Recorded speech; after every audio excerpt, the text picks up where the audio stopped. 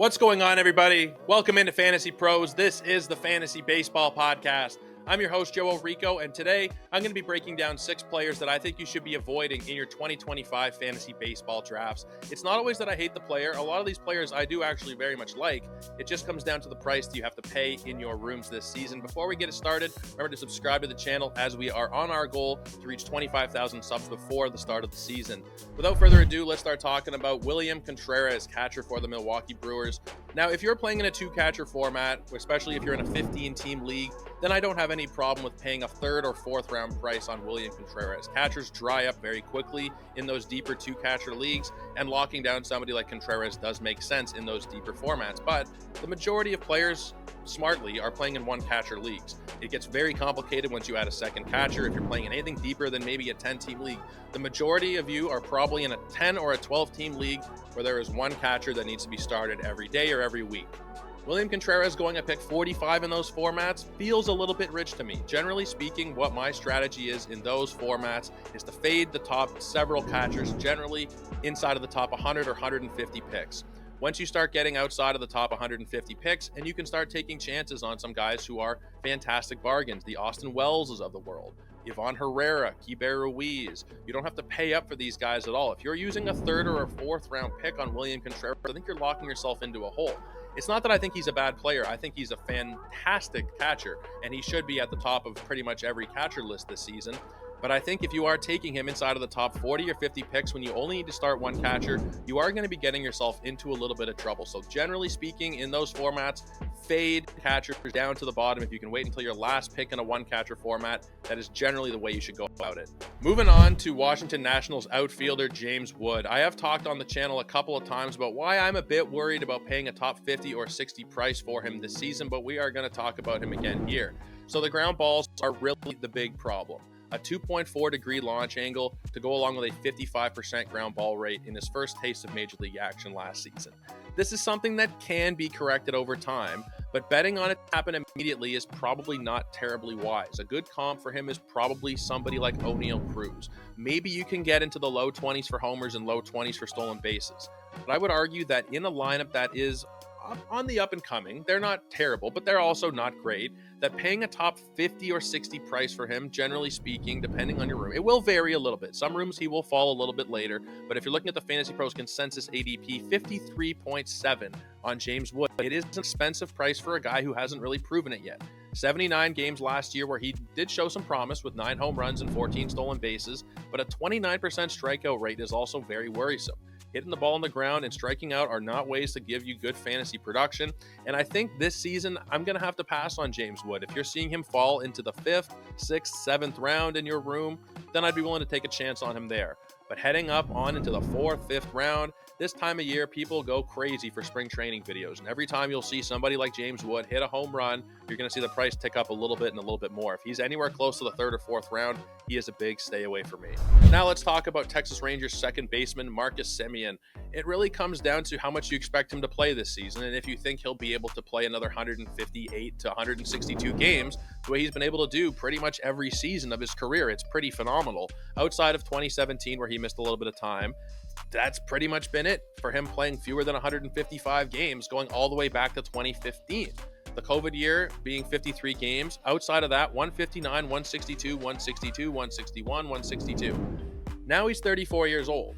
On top of that, the production was also as bad as we've seen from it in a long time with Marcus Semien last year. A 99 WRC plus, only 23 home runs compared to the 29 and the 26 in the 2 previous seasons. Single-digit stolen bases, which he had never done over the course of a full season before.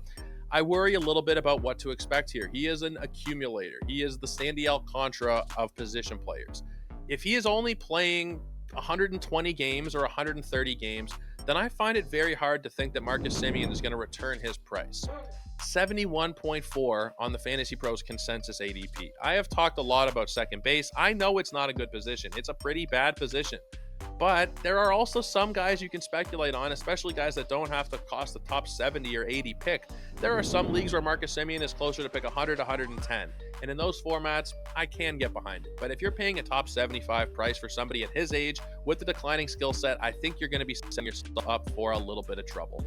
Before we keep going, I want to remind you guys about the FantasyPros Draft Assistant. You can use the Draft Assistant to make the best decisions during your fantasy baseball draft. It connects directly to your draft and provides both real-time pick suggestions and estimations on which players might get taken before your next pick. The Draft Assistant fully integrates your customized cheat sheets and suggests picks based on your rankings, team build, ADP, and other factors. Experience a smarter way to draft at fantasypros.com/assistant or on the Fantasy Baseball Draft Wizard app. Moving on to starting pitcher Gavin Williams of the Cleveland Guardians. He has been a popular riser in fantasy baseball drafts over the last few weeks, and that is the big concern here. Gavin Williams was going outside of the top 200, 250 picks for the majority of draft season. Now you're having to pay somewhere usually around pick 150 to 170. Now, I think the skill set is interesting. He could potentially be somebody that breaks out in the future. But considering the elbow problems he had last year and the fact that he had to miss half the season, I really wonder what we're going to get out of Gavin Williams and if he is able to stay healthy. We've seen it recently with Garrett Cole.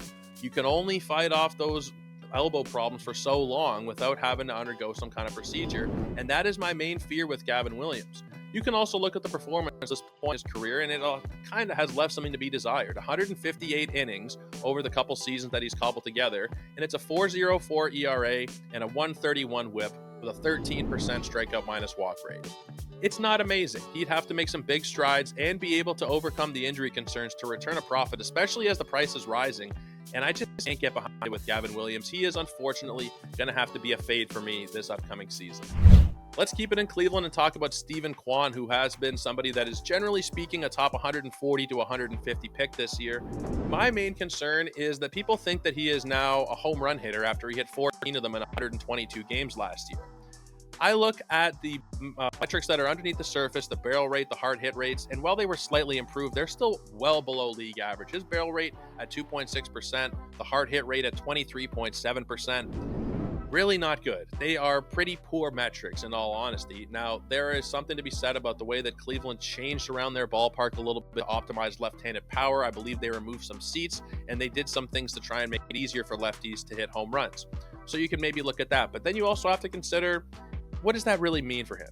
Does it mean that he's going to hit another 14 home runs, considering the metrics that we talked about, how hard he hits the ball, how often he barrels it up? It seems very unlikely that he's going to hit double-digit home runs, even in an optimized environment.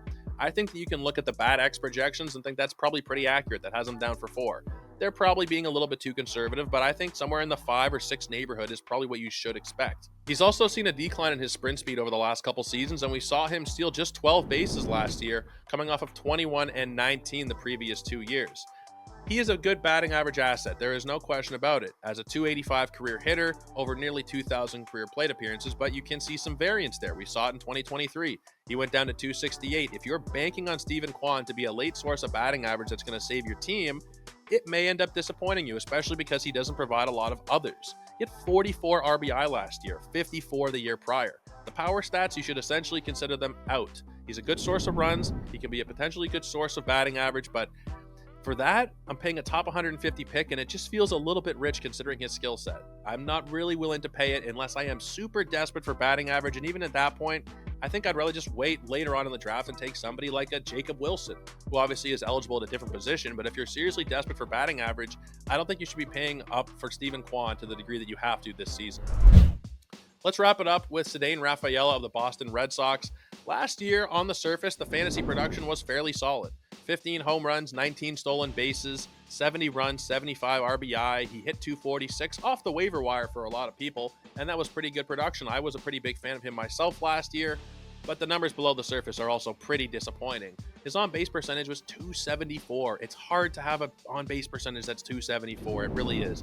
A 2.6% walk rate, a 79 WRC+, a bit of a strikeout problem as well at 26.4%. That's just really not exciting. Now, the Boston Red Sox lineup is interesting, but it's also not great. The top half of the lineup is pretty solid, I think. If they're able to stay healthy, specifically Rafael Devers, who has the concern with the shoulders, then they're probably pretty decent. But Ceddanne Rafaela hitting at the bottom of that order, Potentially, you might see Christian Campbell, Roman Anthony hitting ahead of him, but Wilyer, Abreu, Connor Wong, I don't know. It doesn't really excite me all that much. I don't really know how many runs and RBI we're going to see at a Rafaela. I also don't really know what to expect from him from a power standpoint. He only has a 7.5% barrel rate and a 36% hard hit rate.